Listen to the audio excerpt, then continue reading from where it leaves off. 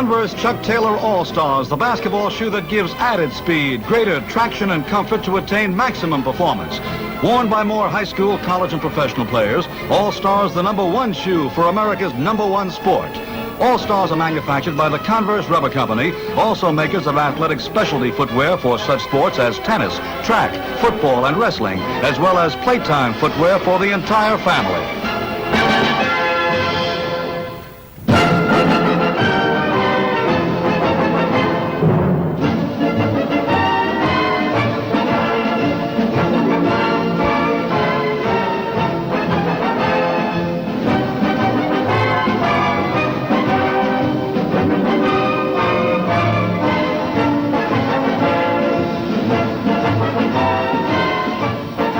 Madison Square Garden and the NIT Final. Coaches Lou Rossini of NYU at the left and Stanley Watts of Brigham Young have brought their boys to the big finale. And here's the tap. The Utah lads in the dark jerseys. Violet's ball. Mal Graham gives to Bruce Kaplan. He shoots. It's good.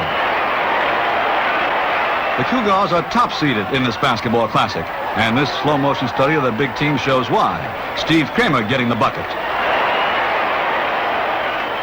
There's Graham trying to score, but big Craig Raymond blocks the shot. Brigham Young has control of the boards. Again, it's Graham moving that ball well. His jump shot rims the basket, and Raymond rebounds for the Cougars. Down to Dick Demelka, the BYU All-American. And the Westerners have a 5-point lead at halftime, 48-43. Here's a floor-level view of the Violets, unseeded in the tournament and fighting their utmost against the favorite.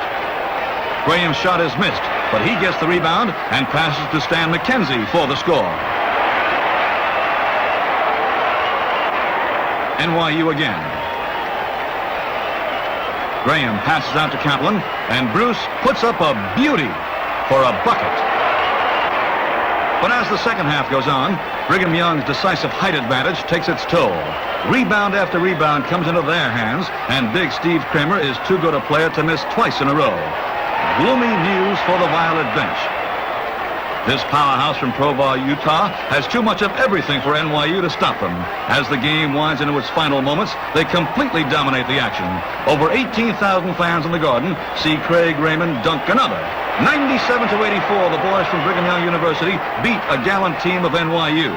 It's another great triumph for Coach Stanley Watts as the Cougars win the 1966 National Invitation Tournament crown. They're second in this 29th annual collegiate championship that's made basketball history in Madison Square Garden.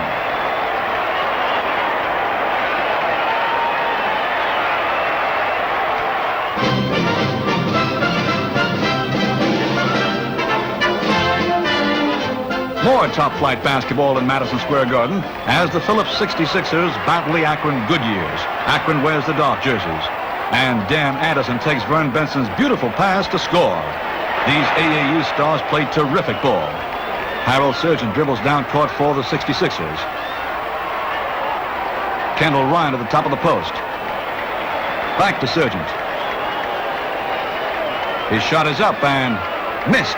And here go the Goodyears.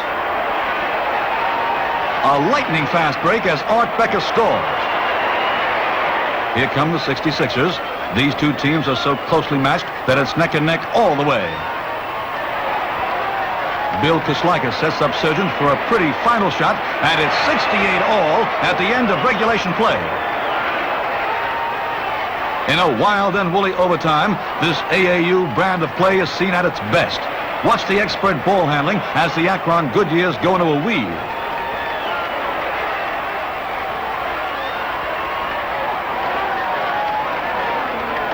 Warren Fouts, one-hander, rims the basket.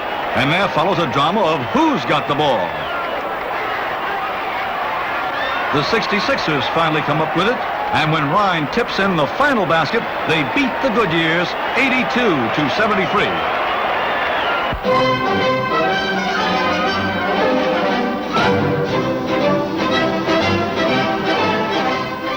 Municipal Auditorium, Kansas City, Missouri. Oklahoma Baptist in the dark jerseys battles Georgia Southern in the 29th annual NAIA tournament. With the championship at stake, the Baptists are playing with caution.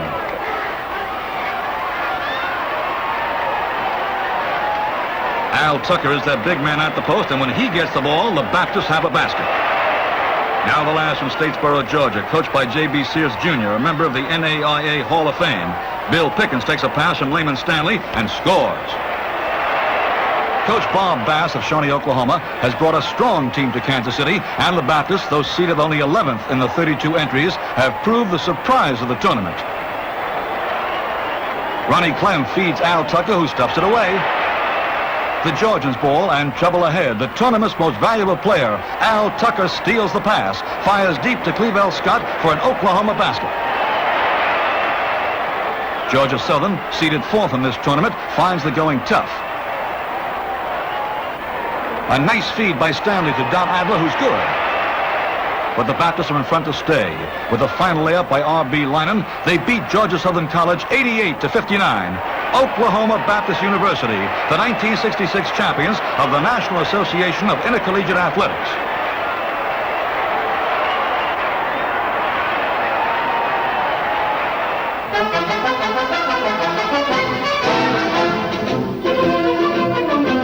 Peoria, Illinois. New Orleans versus Jersey City for the Biddy basketball crown. New Orleans in the white jerseys has the ball. In this league of 12-year-olds and younger, no player can be taller than 5 feet 6 inches, and the basket is set at 8.5 feet instead of the regulation 10. Craig Chandler rebounds and scores. Jay Archer, originator and commissioner of Biddy basketball, has made this game popular with youngsters. Here comes Jersey City. And Kenny Russell hits with a jump shot. New Orleans won the title in 1963 and was runner-up in 1962 and 65. Dennis Winkler shoots a long one. It's in there. New Orleans takes a commanding lead with 5 minutes to play. While Jersey City fights hard, they just can't overtake the Deep South team. Steve Hertzell scores the final basket as New Orleans wins its second National Biddy Basketball Championship, 53-38.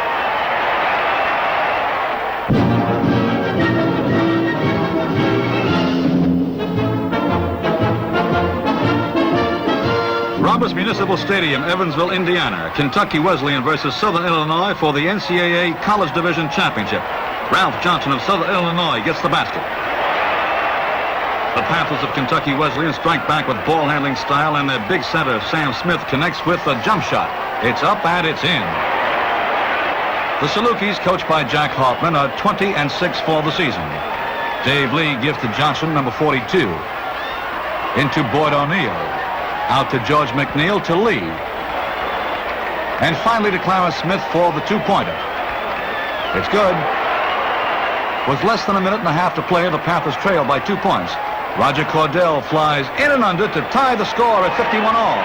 This is a close one, and Coach Guy Strong's Panthers don't make a mistake. They control that ball like leeches, waiting for that perfect opening. And Sam Smith lowers the boom. Kentucky Wesleyan beats Southern Illinois 54-51 for the 1966 College Division Championship.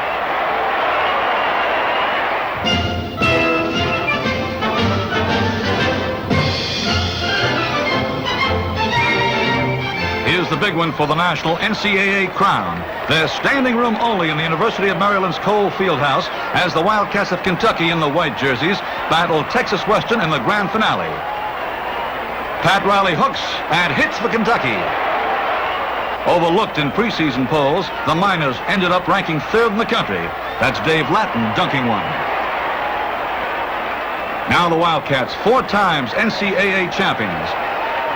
All-American Louis Dampier cuts loose with a cool one-hander. The punch of Texas Western comes from its 2 little guards in the backcourt, Bobby Joe Hill on the far side, and Willie Worsley, number 24. They're some operators. Hill fires to Harry Flournoy for a layup. Here's the turning point. As the Miners defend with a man-to-man, watch that guard on the near side. Hill makes a daring defensive move, and does it pay off? That Bobby Joe is a super ball hawk. He'll steal you blind. Watch him do it again in less than 10 seconds. Second half and jump ball. This time Willie Worsley grabs the ball. He wings it to Artis for the jump shot. Good. The big Kentuckians are being run ragged by a defense that keeps them from shooting outside.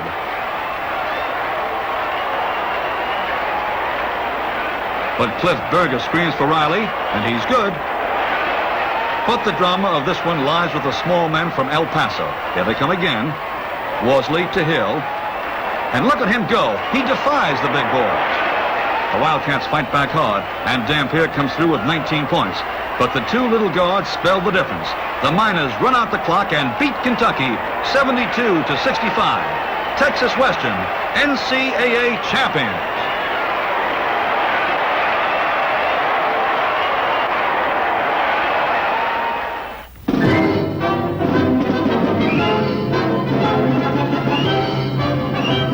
Let's go back in time to 1932 as Converse brings you historic footage of the legendary original Celtics, with whom all great professional teams are compared. These old films, taken at Temple University, show Davy Banks practicing the two-handed set shot. The Celtics were masters of fundamentals. Here's Rusty Saunders doing a layup drill. Like all great performers, the Celtics never stopped practicing. Joe Lapchick at the left, and Matt Hickey, 34 years ago. Pete Barry and Dutch Dennett on defense, Banks and Hickey on offense. The Celtics would take on all comers under any set of rules, and they rarely lost. They invented the pivot play in the 1920s, and even in this old footage, they show all the basics of basketball as we know them today. A look at the past, at the team that was elected to basketball's Hall of Fame, the original Celtics, who made sports headlines long ago.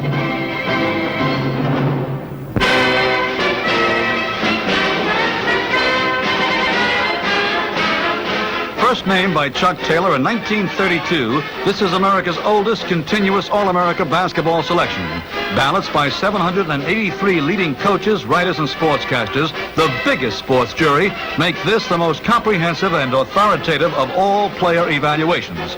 We present Dick Nemelka of Brigham Young University. This fine product of West High School in Salt Lake City had a 24-point game average for BYU. Named most valuable player of the Quaker City tourney in December, he carried the Cougars to the NIT title at the season's end.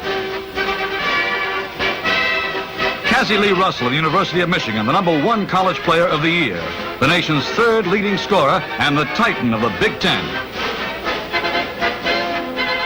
Dave Bing of Syracuse University, an outstanding dribbler, ball handler, rebounder, and scorer, a most valuable player indeed.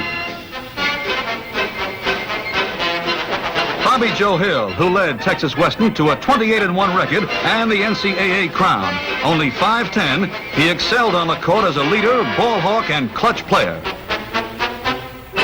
Lou Dampier of Kentucky, a Hoosier schoolboy, he led the Wildcats with sensational shooting accuracy. Clyde Lee, Vanderbilt's great three-time all-conference choice.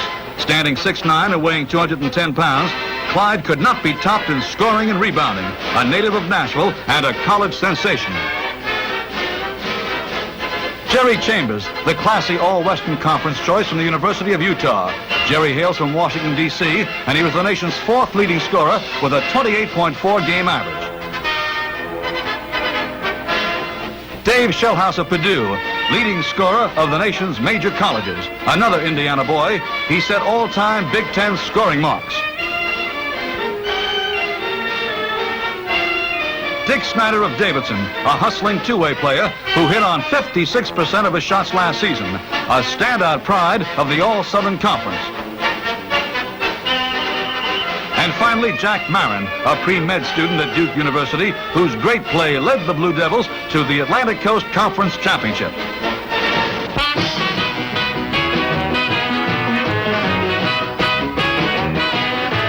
Once more, an exhibition by the Harlem Globetrotters brightens the passage of your Converse rubber cavalcade of basketball. The colorful, famous troupe, founded by the late Abe Saperstein, claim countless fans all over the earth.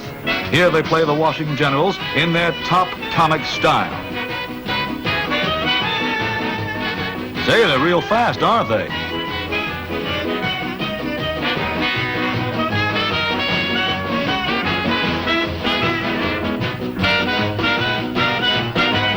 The Generals have an awful time with the Trotters, who break rules, play dirty, and cause riots.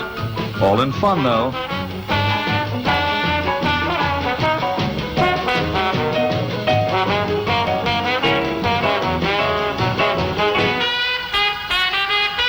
Watch Meadowlark Lemon, the top court jester of them all. He always breaks them up.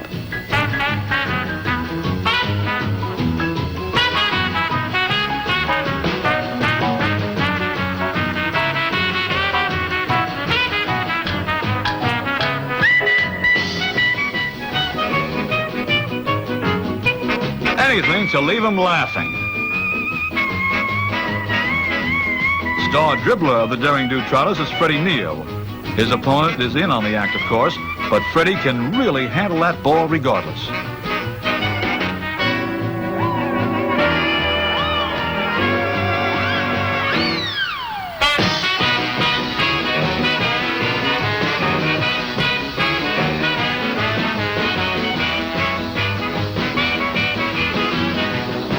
Here's a clever little skit, and watch the referee walk right into it.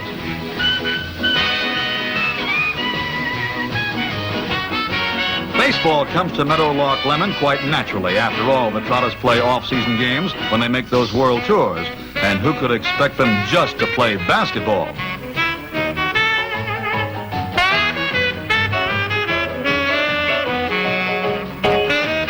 The fabulous Harlem Globetrotters, magicians of basketball.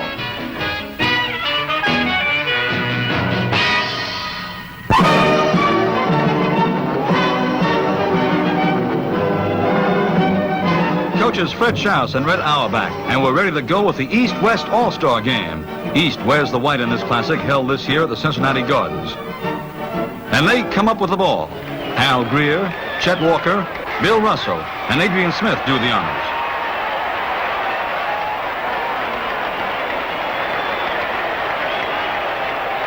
There's Smith from the far side. Good. Guy Rogers, the speedy San Franciscan, brings it down for the West.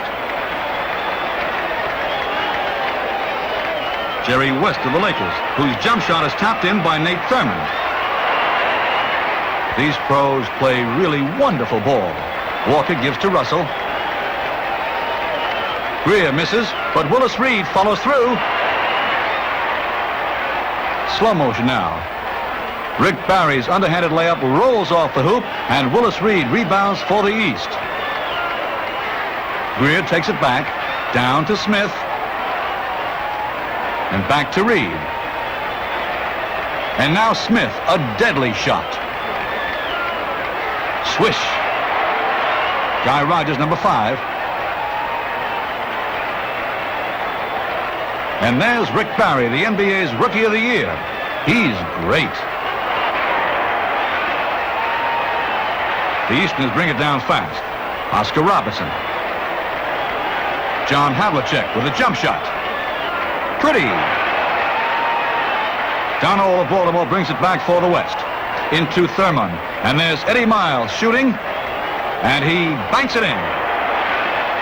Al Greer gives to teammate Chet Walker of Philadelphia, and the East racks up another bucket.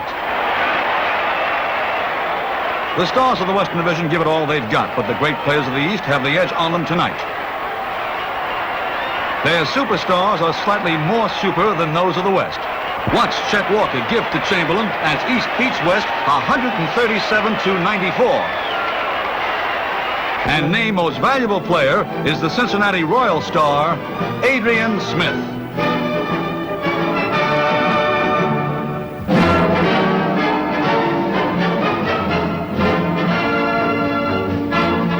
the Converse Rubber Company is proud to present the top players of the National Basketball Association.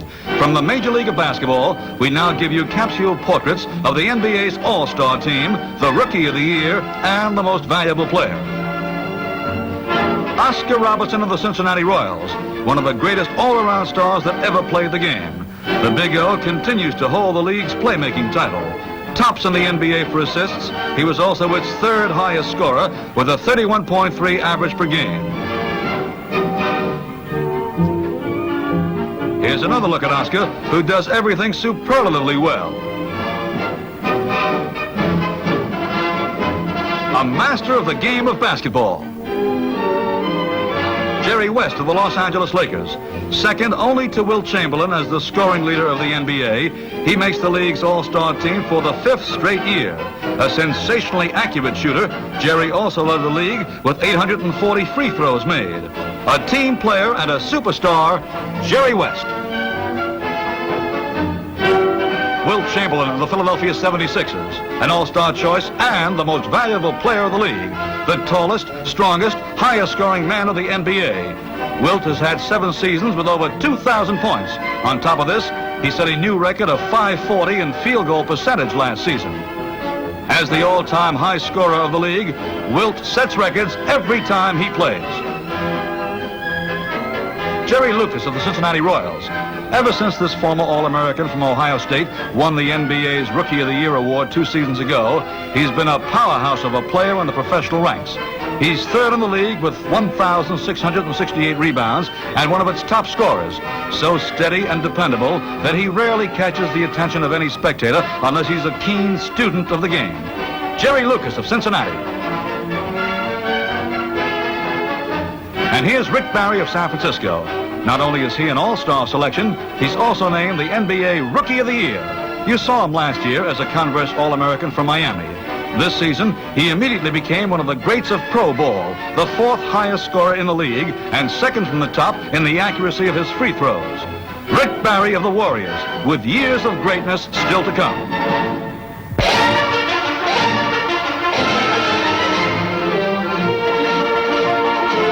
The Boston Celtics seek their 8th world title in a row as they meet the Los Angeles Lakers for the season's great finale in Boston.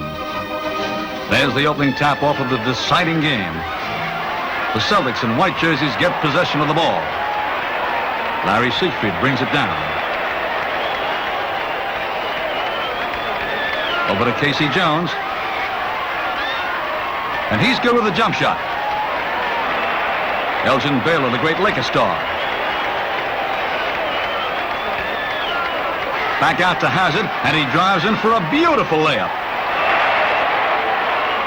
Sam Jones on the far side for Boston. Into Bill Russell. His jump shot rims the basket, but Havlicek tips it in. Jerry West brings it back for Los Angeles, and what a fine player he is.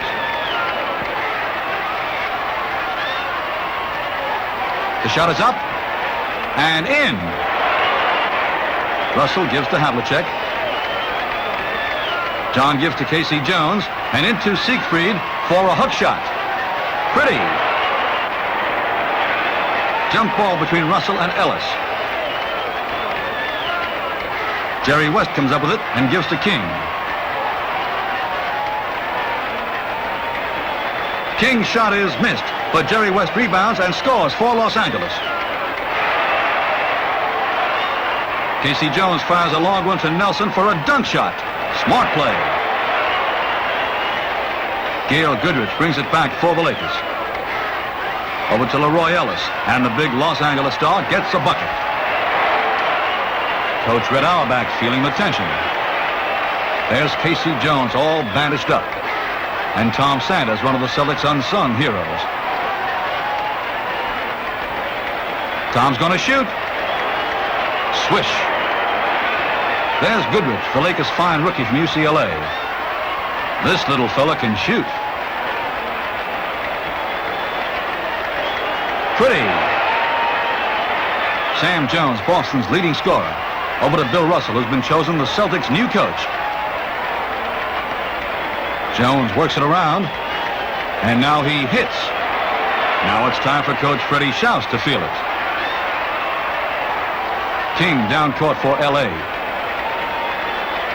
And Elgin Baylor, always dependable.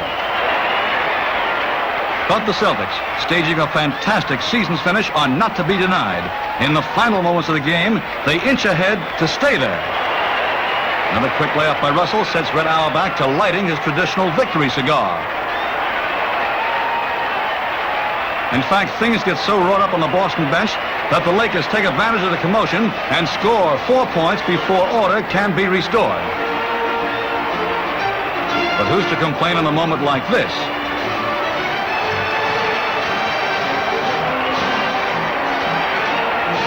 As the final seconds tick away, the Celtics keep a 2-point lead.